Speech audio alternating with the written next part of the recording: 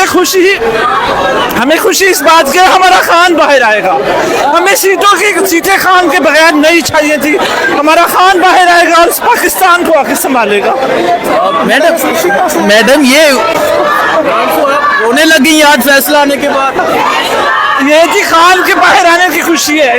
खान आएगा तो सब हमारा ठीक होगा, वरना हमें ऐसी सीटें ना पहले चाहिए थी ना बचाएंगे। बहुत मुबारक हो जी, सारी कौम को बहुत मुबारक हो, सिर्फ हमें नहीं पूरी कौम को मुबारक हो। आज अब हमारा खान बाहर आएगा, हमें सबसे ज्यादा खुशी इस बात की है। इंशाअल्लाह ताला सबकी कोशिशों से खान के बगैर ये सीटें कोई हैसियत नहीं रखती।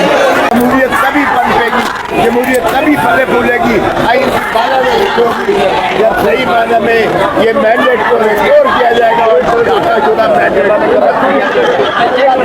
है और आवाम की जीत है। आज हम मशहूर हैं सुप्रीम कोर्ट के भी।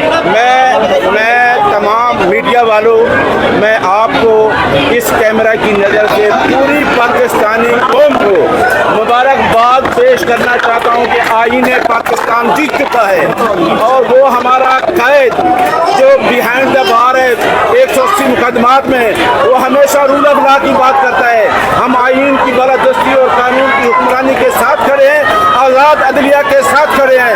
आज पाकिस्तान का आईन जीता है, आज रियासत जीती है, 22 करोड़ अवाम जीती है और इंशाअल्लाह मैं इलेक्शन कमीशन ऑफ पाकिस्तान आपको बता रहा हूँ कि आपका वक्त खत्म हो गया है।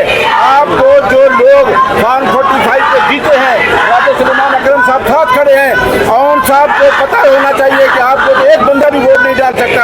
हमारे जो तमाम अराकी इंशाअल्लाह असेंबली में आ रहे हैं, इमरान खान भी आ रहा है और खान